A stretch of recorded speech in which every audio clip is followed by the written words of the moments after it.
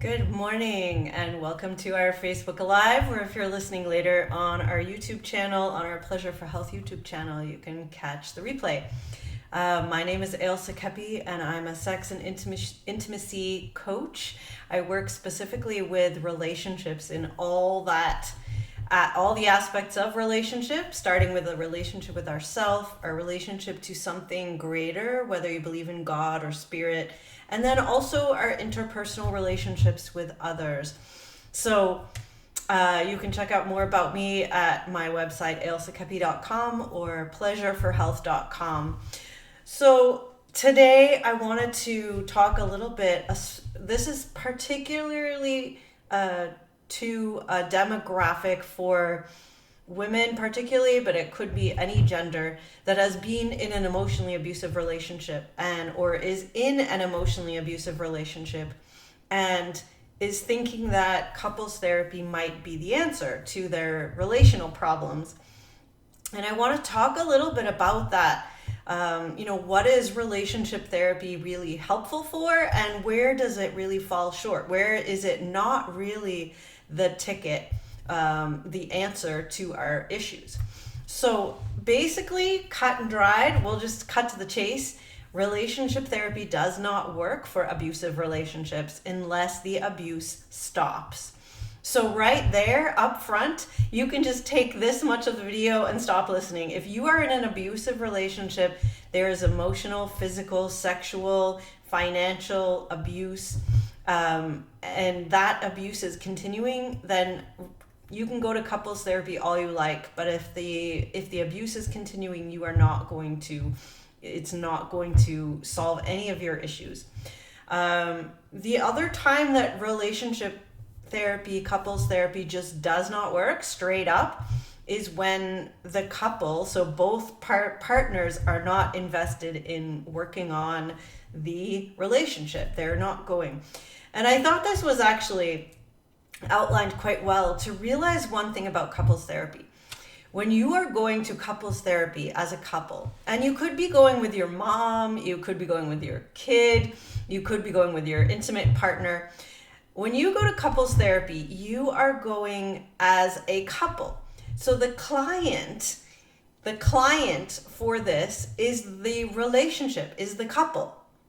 You are not the client and your partner is not the client. You are not going for individual therapy. You are going as a couple and this is the client. So you are going to work on this third kind of essence in a relationship, right? Because when we're in a relationship with someone, we come with ourself and they come with themselves, and you have a joining that becomes more than either person. That's the relationship. So when you go to couples therapy, you're taking that joint thing to therapy. And you could learn some relational things. You can learn how to communicate better. You can learn to communicate what you're feeling, and you can learn some better behavior patterns. But basically, you're working on the relationship. So again, couples therapy does not work if you as an individual or your partner has issues that need resolving. You just need your own work, right? And for most of us, we all have something. I've been in therapy for many, many years, with different aspects of therapy for myself. And I'm always looking for new ways to get at things that I still have issues with, right? So we always have our own work to do. And our partner likely always has their stuff to do. So we can't go to couples therapy hoping to work on our own trauma, our own our own childhood abuse. We can't go as a victim of that, saying, I am the way I am because I had this thing in the past, and therefore you just have to love and accept me the way I am. You're not willing to change, right? So if you go to couples therapy thinking, I'm going to go and make my partner understand me, understand where I come from. I have been abused since I was a kid. I'm insecure. I'm shy. I am, I don't have self-confidence. Therefore, I'm going to continue to be the way I am, and you should love me the way I am. Now, I'm not saying here that we shouldn't all be worthy of love in whatever aspect we've ended up in this sort of world where we get tossed about so much. Absolutely. Absolutely, we are worthy of divine love. But here's where being worthy of divine love is our own, potentially our own journey with spirit, with our inner self, whatever you want to call that, right?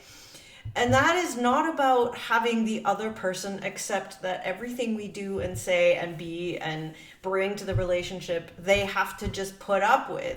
The same as we don't want to be with someone who says, maybe you've got a partner and they're like, well, I'm just, that's just the way I am. I need you to be like this, right? That's emotionally abusive, right? We're not taking responsibility for our own stuff and be open and willing to look at, like I said, what are we both bringing? How are we both going to change? So couples therapy doesn't work if we come in our own, with our own idea of like, well, I am the way I am because of this, or I want this to be all about me. I have issues. I have a hard time at work, or I have, I've heard so many stories that are heart-wrenching, where couples are dealing with they have kids with different people and they've come together. They end up in kind of an abusive relationship because one of them is dealing with issues with kids and an ex and this and that, financial struggles, and this person's coming in trying to fit in and trying to be the new mom and partner and everything, but this person has all of this baggage that they're bringing to the relationship, and this person has maybe potentially a rescue or a bit of a thing. So this isn't going to go well as far as if the person with the kids and the ex and the financial difficulties is coming to couples therapy, going, well, I have all this stress, my partner just has to deal with it. And the new partner may come hoping and having an idealistic version of, well, we're together now. I should be the most important thing in their life, right? There's a difference there. And, potentially you have to work through your own feelings about that. And what is the reason you're in this relationship at all? Many of the women that I end up working with, and I do almost insist, basically that the women that have been in abusive relationships that come to work in my programs, that they are coming for themselves. I don't care really at the end of the day what relationship you choose to be in or whatever, but you need to show up for yourself. This is not about you getting better so you can have the right partner, or you getting to a place where you can have the ideal fantasy life. This is about you showing up for yourself. And so there's a difference here. And so the biggest thing, the reason why couples therapy doesn't work for this is because often the individual partners are needing to do their own work. They're needing to commit to themselves. Like, you need to go to work with your own stuff so that you are able to be a whole person. And when you can't just magically change a relationship that was based on both of you having these dysfunctions, and now you want to, one of you wants to change and the other one doesn't, or, all of these things. So, even in psychology today, I actually was just looking up some stats. 75% of the time nowadays, apparently, couples therapy works. But it doesn't work for abusive relationships, like I said, unless you get rid of the abuse. So one of the biggest things I guess we need to look at, and I believe there are some videos in our group already, is what is abusive, right? If you don't know that you're in an abusive relationship and you are noticing that you're having issues in your relationship, you may think couples therapy will work.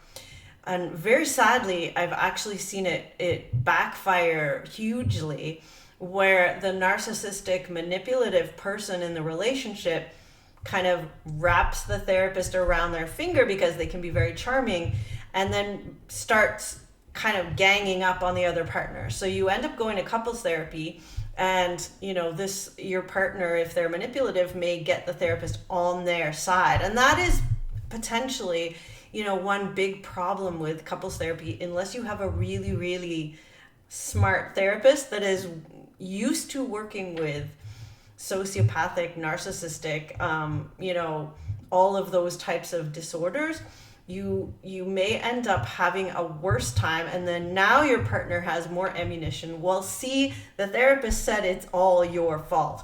If there's any of that going on, that is now abusive, and now they've co-opted the therapist into being abusive too. And many of you have had emotionally abusive relationships, know that emotional abusers do that as a pattern. Quite often they will get to know your friends and then try to twist your friends into siding with them against you. And this kind of like ganging up thing happens in therapy too. And the absolute worst case that I've seen in this was a lady I knew who had been married for 30 years to a school principal. They had been foster parents, and this man was eventually found out and convicted of owning child pornography and, being a pedophile. And it was, irrefutable evidence. He was taken to prison, and she had no idea for that 30 years that she was married to him that this was what happened. Be that as it may, she's a very strong lady. She worked through her stuff about that. She's continued to live her life. But interestingly, so her ex, now in prison, was getting some therapy, because that's what they do here. In Canada, they try to help rehabilitate these people. And he managed to manipulate the therapist into saying that he had, recovered, that he was needing forgiveness, and the therapist reached out to this lady and said, you should come in and talk to him. He's changed, or this or that. And we all know, those of us who have experience, that this doesn't happen that easily. I don't take away that some abusive people are able to change, but it takes a lot of work, and it takes something more meaningful than, getting on parole or getting in the good graces when you're in prison. And it takes longer than a few months, likely. So the fact that this man could convince the therapist that he had recovered, and that, he would be able to, that the lady should come in and forgive him and be moving on, is absolutely ridiculous. And I can't believe that a therapist would actually do that. So the worst case scenario is to go with an abuser to couples therapy, because now you may end up with a worse problem. If you think you are in an abusive relationship, or have had a lot of emotional abuse in your life, then I highly recommend that you get your own therapist, that you work on your own stuff. Look me up, watch my webinar, get into my program if you want, but do your work for you, so that you start recognizing these patterns in your own life, in your own self, and what is driving you to keep attracting and to being involved with these types of people. It does not mean you are a horrible person. It means you have patterns that keep going with that. So in couples therapy, 25% doesn't really work, and this is usually because there's some kind of ongoing abuse in these relationships, and so therefore therapy does not work. You can't go to couples therapy and then still be sarcastic and put someone down and call them names and blame them for everything. You can't do that. Therapy in and of itself means taking responsibility. It means showing up, knowing where I am making some mistakes. And quite often, the person that's willing to do that is, the person who's with them, the abuser. We're willing, I know myself, I was there. I was willing to take 110% of the responsibility for all the issues that were in our relationship, right? I was like, oh, we don't have enough time together. Yeah, it's because I'm too tired after looking after the kids or whatever. That's my problem. I'll try to work on it. I mean, that's not, if I'm taking all the responsibility and taking it away from the other person, this is not coming as an equal couple. This is coming as, I feel like I need to take all the responsibility because, whatever your because is, and we could, go on for a long time talking about the because. One thing that comes to mind for me is, I was willing to take all the responsibility because for me, the pain of realizing that my partner wasn't actually in love with me or didn't need me or would move on to someone else was more than the pain of me having to say, yeah, it's all my fault. And so I continued to take all the responsibility for many years. And I wouldn't recommend that. It was, it always is soul destroying, energy depleting, makes you ill in the end, makes you sick or have disease or pain or all the things, all of the above. But that's, there was a fear there that was keeping me in that position.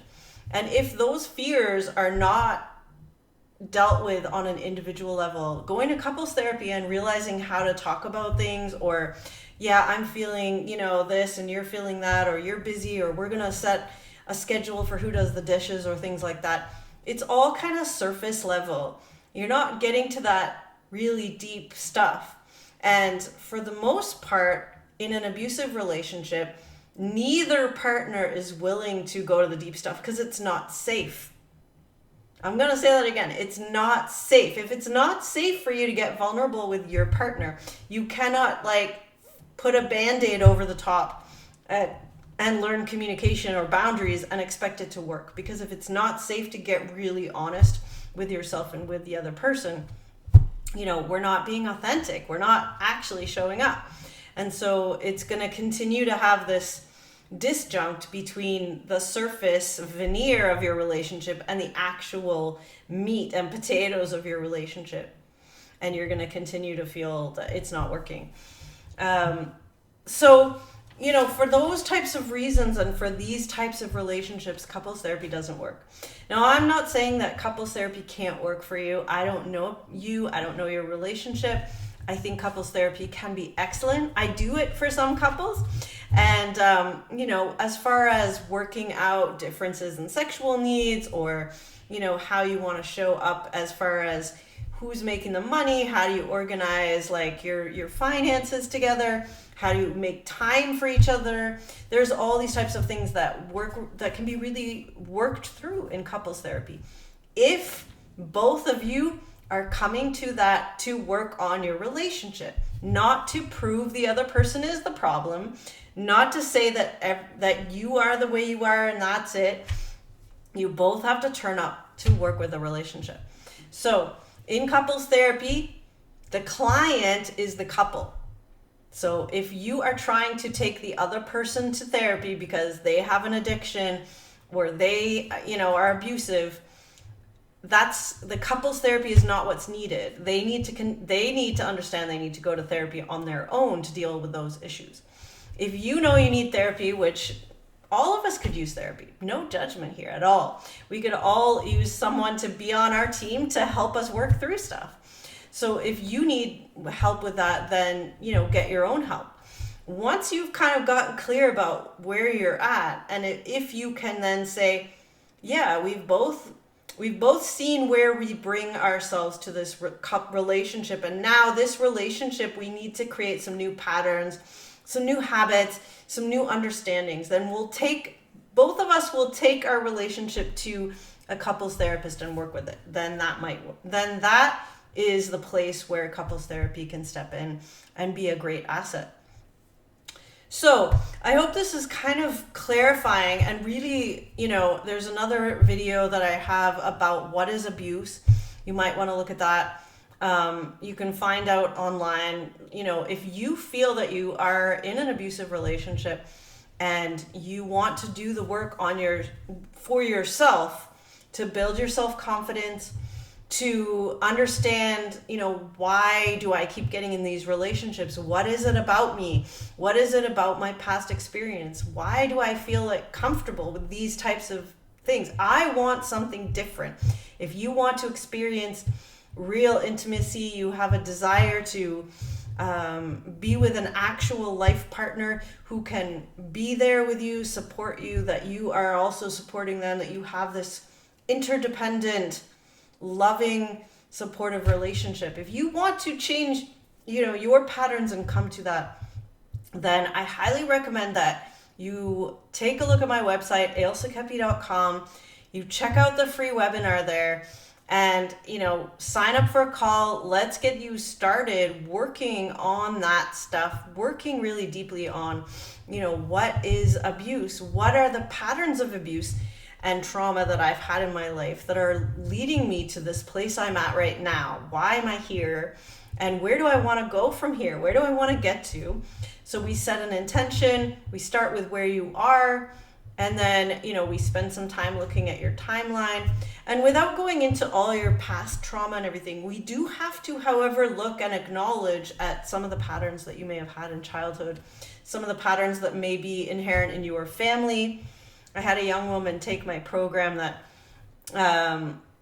we delved quite deeply into her family patterns, and there was patterns of, anger, mismanagement with her father that kind of, worked its way down to her brother. And so, and then the way the mom reacted, like all of these patterns are, make up your habitual responses until you look at them. So working with that, and then we can start getting to, how do you know what you want? How do you communicate what you want? How can you move forward? What are boundaries? How do we make those? Like all of those things need to come after we realize where we are and what we want in general and have an intention. So take a look at ailsakepi.com, check out the webinar, sign up for a call with me. It's free to have the call, and I will just be so happy to talk to you about where you're at right now. Let's see if we can get honest about, are you in an abusive relationship? Have you tried couples therapy? Has it backfired for you? Are you interested in working on yourself to see if this relationship is right for you or not? And if you've already kicked the relationship to the curb and you're ready to move on, but you're feeling apprehensive about new relationships, and you're not sure how, you're not sure about dating, you don't want to end up in the same issue again, please do check that out. Please book a call with me. Let's talk about that. Let's get it really clear. And when you get that crystal clarity, you don't have to sign up. You don't have to pay me anything. You don't have to sign up for my program. You can just take that clarity and go work with it, and come to my Facebook group, listen, share, all the things. I have many women that I've worked with who haven't paid me a cent, that just are in my Facebook group. But if you want that, if you want someone there to walk through the steps, if you want someone to push you that little bit quicker through that transformation, then I'm here for you. And we can absolutely talk about what that looks like. So hopefully this is giving you, it's a kind of an either or. I know I said why couples therapy doesn't work, and it sounds like a blanket statement. It works if you already have a pretty good relationship and you're both coming together with that intention to work on the relationship. It doesn't work if you're with someone who's abusive, if you are someone who's bringing all your trauma and you can't get past your own stuff. So for many reasons, couples therapy is not the right choice, and doing your own work is. So if that's you, please do reach out. I look forward to talking to you. My name is Ailsa Kepi. You can, like I said, look up my website and check out the Facebook group if you're watching this later on YouTube. The Facebook group for women, just women at the moment, to make a safe space for women. I've made the Facebook group just for women. If you are another gender, I'm happy to talk to you. Absolutely. I've worked with some men on their own. Men tend to want to work individually and kind of, under the radar, and I'm happy to do that. So if you want to reach out to me, absolutely do that. But the Facebook group is for women. It's called Women Healing from Emotional Abuse with Power, Passion, and Pleasure. And we absolutely go into how to do that. We look at where do you want to go. We look at what do you want to manifest in your life. Like, let's get out of having abusive history in relationships. Let's get to something phenomenal. Let's get to intimacy. Let's get to, great interactions, great supportive partners. Let's get to that place where, we can actually have that relationship of our dreams. So reach out. I hope to hear from you, and I will hopefully be doing another Facebook Live next week. So keep your eyes peeled for that. And I will talk to you all soon.